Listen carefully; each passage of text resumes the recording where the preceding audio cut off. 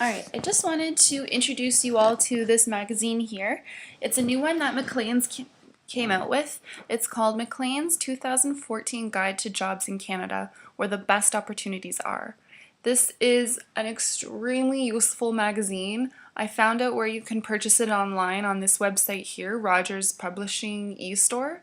It's only $12.95. It's the regular price of any other magazine, but inside it has so much information and they just lay it out in a very appealing way to youth. It talks about where Canada's going when it comes to job trends. It breaks things down into categories when it comes to different types of jobs. There's job profiles where they just show pictures of certain jobs in Canada and talk to someone who's in that job. And tons and tons and tons of valuable information. A friend of mine picked up this magazine a couple days ago, and I just had to flip through. I flipped through it and I had to just keep going and keep reading because I just thought it was so interesting and it's just really valuable information.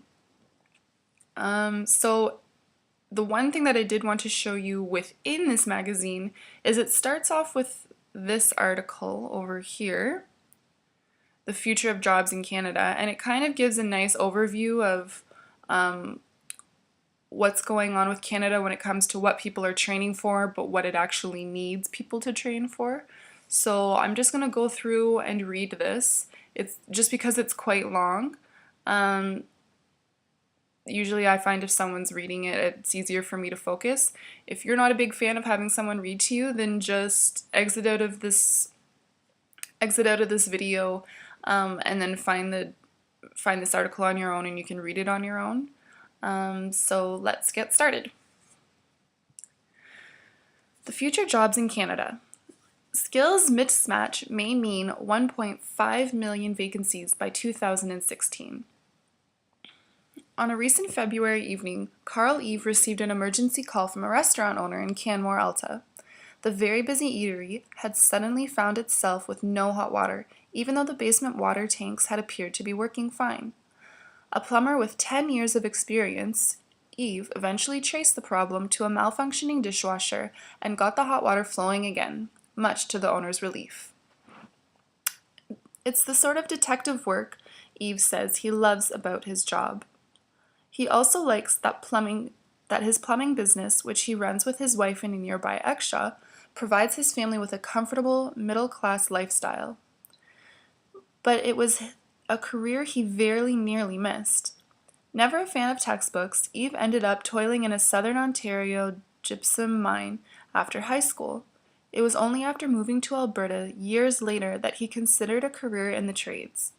A chance meeting at a church potluck led to a ride along with a local plumber, and ultimately an apprenticeship. I discovered there was a lot to learn, especially when it came to the math. Eve says of his 4 years in training, which included 8 weeks a year in a classroom. The amount of education was surprising to me, but in a positive way. I grasped it with both hands, so to speak. Eve's story is more rare than it should be in Canada. Many consider the trades to be low-paying, go-nowhere jobs, if they consider them at all. But it's a perception not grounded in reality, as Eve's healthy hourly rate of $90 to $135 suggests. Nor is it one Canada can afford to maintain. Numerous studies warn Canada is facing a massive shortage of skilled workers over the next few decades as millions of baby boomers hit retirement age and exit the workforce.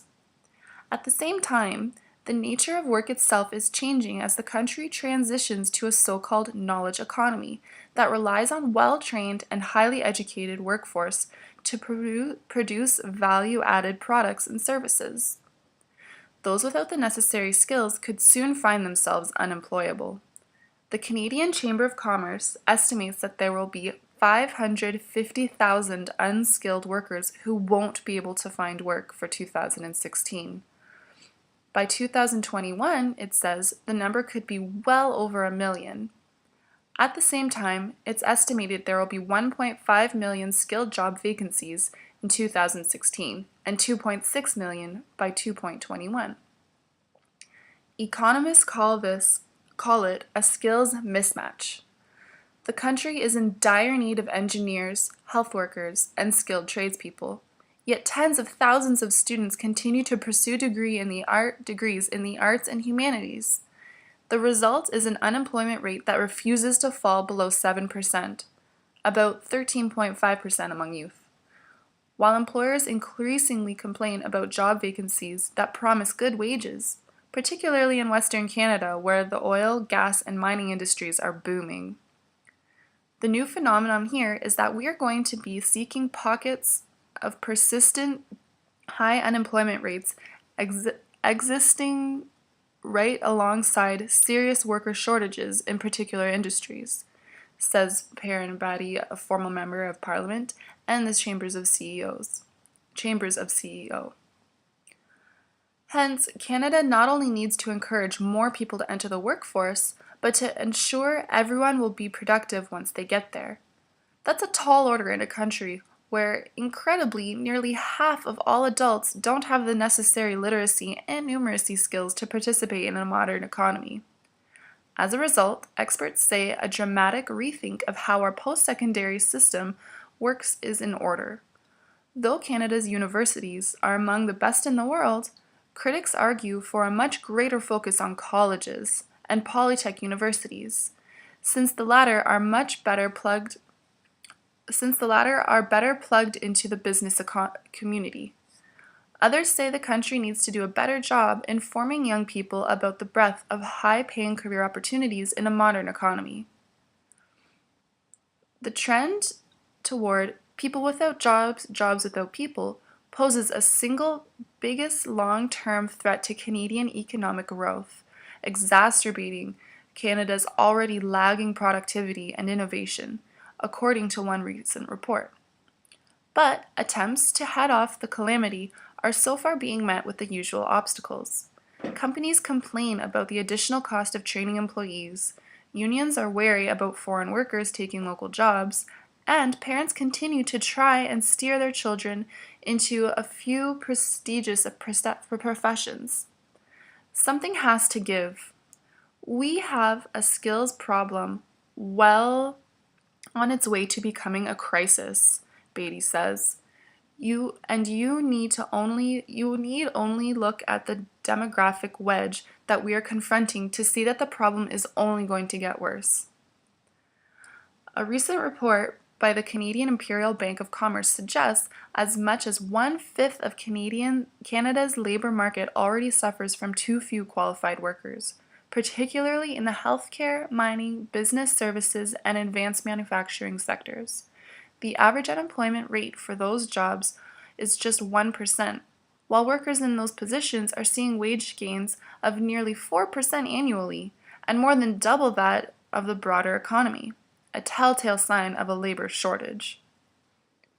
At the same time, the CIBC report noted a surplus of employees in occupations such as food services, clerical work, sales, and recreational guiding, a group that collectively accounts for about 16% of the workforce. Another study released last week by the C.D. Howell Institute noted that the mismatch is especially problematic in western provinces of Alberta, Saskatchewan, Manitoba, and British Columbia. Evidence of the shortage is already popping up in day-to-day life. In Alberta, the booming oil sands have sucked workers away from dozens of other occupations, some of which, like policing, were already experiencing shortages. As a result, Calgarians who get pulled over by the police are just as likely to be questioned in a British or Scottish accent following a UK recruitment drive several years ago. Other provinces, meanwhile, are preying on foreign countries that are still recovering from the 2009 global crisis. Saskatchewan is targeting Ireland, which required a bailout from the European Union and International Monetary Fund for a fresh supply of heavy-duty mechanics, welders, engineers, and machinists. But such a cross-border shopping for the talent threatens to become a problem in its own right. A survey of 38,000 companies in 41 countries last year by Milwaukee's Manpower Group found that 1/3 were unable to find enough workers with the right skills, suggesting a global shortage is emerging. One country's gain can quickly become another's loss. Highly skilled people are extremely mobile, explains Beatty, adding that it creates distinct disincentives for employers and government to pour money into training programs, lest all those newly skilled workers get poached. The flip side of Canada's mismatched skills, all those bartenders and baristas with expensive university degrees, is also troubling. Not only are underemployed Canadians contributing below their full potential, they are creating a domino effect by taking jobs away from those without skills who can't find work. The economic impact is potentially huge.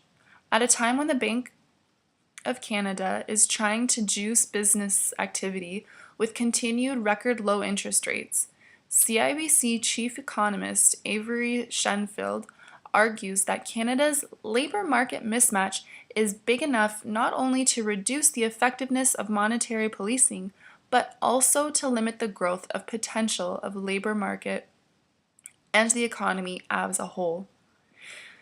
In a recent speech, Diane Finley, the Minister of Human Resources and Skills Development, compared the situation to a man listening for an oncoming train by putting his ears to the track. "Well, folks, it's time to stop listening to the train because it's bearing down on us," she said, citing the PricewaterhouseCoopers survey that found 2/3 of CEOs ranked the lack of key skills as the biggest threat to the growth prospects. Canada's economy is changing. The workplace is changing, so we have to change with it. Nor is the problem simply constrained economic growth. Although there's some debate about when the full force of the baby boomer retirement wave will hit, many Canadians are working past the age of 65, and the lingering effects of the 2009 recession has caused many businesses to hold off on hiring. Some experts are forecasting a profound shift in the way the entire economy works.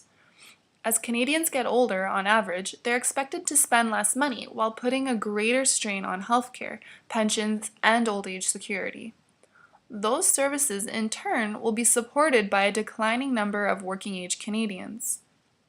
We're going to be in a hell of a problem unless we find ways to increase the size of the workforce and encourage higher participation rates, says Rick Miner, the president of Toronto's consulting firm Miner & Miner, which published a report on Canada's labor challenges last year.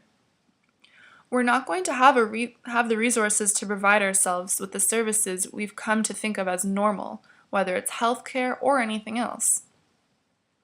Ottawa is taking the threat seriously, and one of the biggest weapons in its arsenal is the country's immigration system.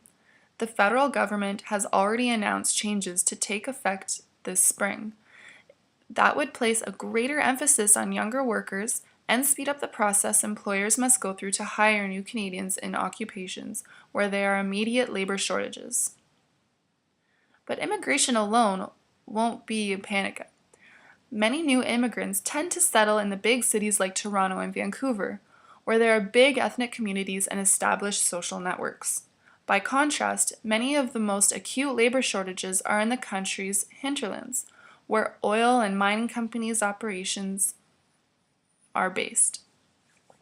There are also problems with the recognition of foreign credentials and language skills, which has traditionally led to a much lower workforce participation rate for first-generation immigrants. Whereas roughly 82% of Canadians between the age of 25 and 54 have historically participated in the labor force, the corresponding number for recent immigrants is just 63%, according to Statistics Canada. It remains to be seen whether policy changes that target workers with high demand skills will be able to dramatically narrow this gap. Individual industries face their own problems with foreign workers. Beatty, for example, notes that the trucking industry is suffering a critical shortage of drivers, which could have an outsized impact on the economy given the importance of the truck transportation in North American supply chains. Increasingly, we've had to look at new immigrants to fill those jobs, he says, but that poses a problem because security requirements at the border limit the country's drivers can come from if they want admission into the United States. There's also a risk of backlash if foreign workers are perceived to be favored for the jobs that might otherwise go to Canadians. In BC, a mining company recently found itself at the target of a union lawsuit after it hired about 200 foreign temporary workers from China. They've since been sent home. Finding more workers is only one side of the equation. We also need to look at the educational side, says Miner. That's where the real payoff is. Despite Canada's solid public schools and high-quality post-secondary institutions, 48% of adults lack sufficient literacy skills to function well at work and in daily living, according to the Human Resources and Skill Development Canada. While Canada actually scores relatively high, about 5th out of 20 developed countries, on basic reading or prose literacy, it falls to the middle of the pack on document or quantitative literacy, skills which involve things like reading charts and graphs or balancing a checkbook, all of which suggests that many Canadians are increasingly ineligible for the occupations of today, let alone the jobs of tomorrow.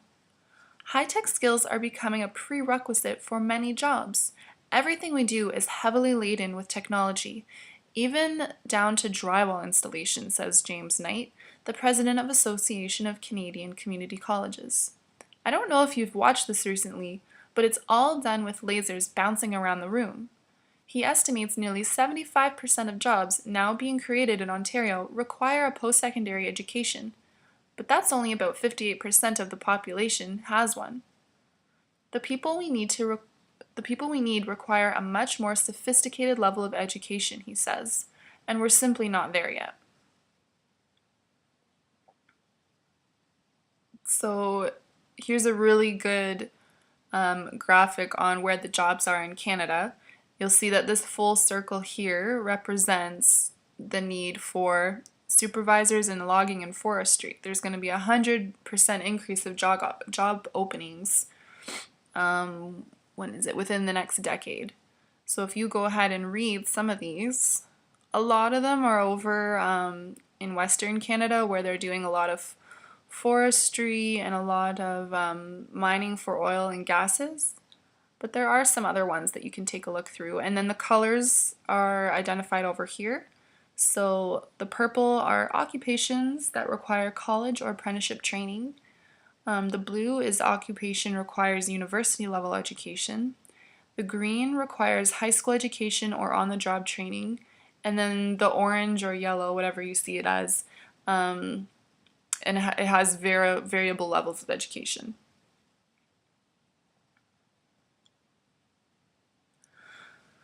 Also key is making sure Canadians receive the right training. Miner, for one, argues that government efforts to encourage innovation by pumping billions of university research over the past 30 years may have actually exacerbated the country's labor woes. While all that money has resulted in exciting discoveries and publications on elite journals, it hasn't necessarily done a great job in preparing graduates for the workforce. You have parents that desperately want to make the right decisions for their kids. You can't fault them if they want their kids to go to university, Miner says. But what parents don't realize is that you can get a great career through college and better earning potential, but the status just isn't there yet. Universities, on the other hand, cite stats that show graduates have filled 1.3 million of the 1.5 million new professional and management positions created over the past 2 decades. Knight says it's ultimately a question of finding the right balance. He argues that colleges are particularly well suited to bridging the divide between academics and training because they already work closely with the industry to develop their programs. He cites a 4-year degree at BC's Selkirk College that focuses on geographic information systems, including GPS applications used heavily by the forestry and mining industries. Where in a university calendar would you find anything about GPS, he says. At a time when the principal constraint on economic growth in this country is a shortage of human capital, we really have to think about what we're emphasizing and where we put our resources. He adds that the post-secondary system would benefit immensely if students could move more seamlessly between colleges and universities, noting that as many as 20% of college applicants already have university degrees. Obviously, it's not efficient to spend 6 years in post-secondary education when considerably less might have done the job, he says. Another limitation in the current system, according to a recent study by the Organization for Economic Cooperation and Development, is that Canadian university research, though top-notch, has a poor track record of finding its way to the commercial sphere. In contrast, colleges are developing a niche for themselves by having faculty and students work closely with smaller companies to develop new products and services. Applied research that can be immediately implemented in the marketplace. Nabita Robinson, the CEO of Polytechs Canada, which represents 11 colleges and institutes of technology, says the trend not only promises to boost Canada's innovation across a variety of sectors, but will equip future employees with skills that employers need to be successful.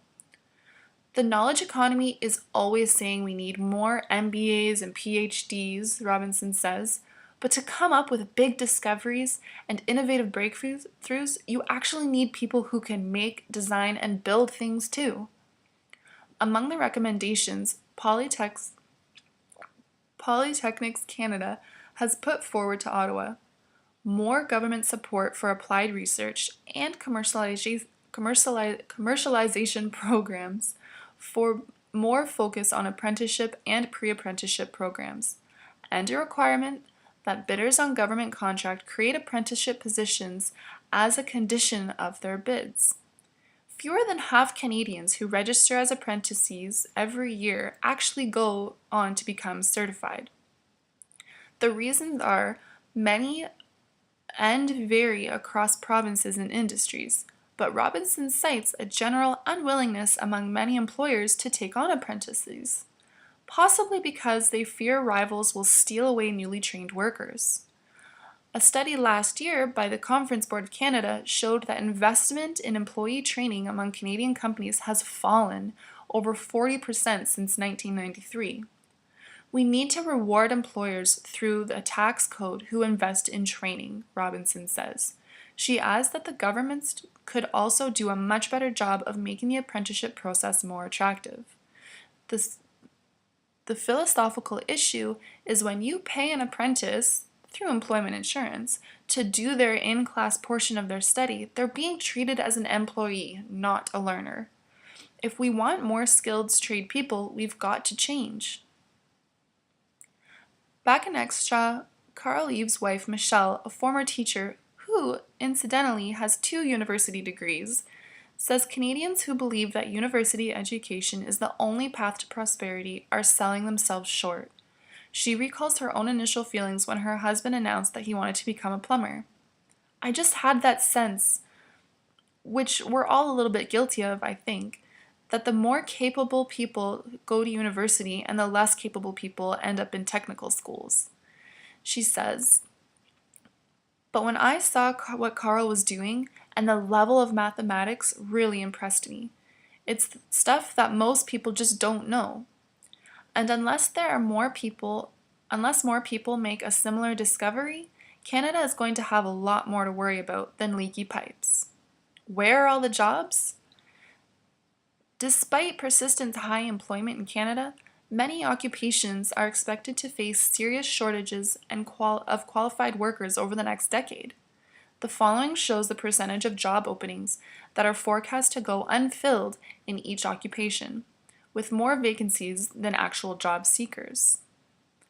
Technical sales specialists, wholesale trade, lodging and forestry workers, finance and insurance administrative occupations, stationary engineers and power station system operators, cleaners, service station attendants, grocery store clerks, and shelf stockers, administrative and regulatory occupations, for example, court officers, transportation officers, pilots, air and marine traffic controllers, college and other vocational instructors, insurance and real estate workers and buyers, mine service workers and operators in oil and gas drilling, managers in protective services, police, fire, and armed forces, positions in agriculture, horticulture, and aquaculture, administrative support clerks, lodging and machinery operators, technical jobs in libraries, archives, museums, and galleries, supervisors in mining and oil and gas, secretaries, recorders, and transcriptionists,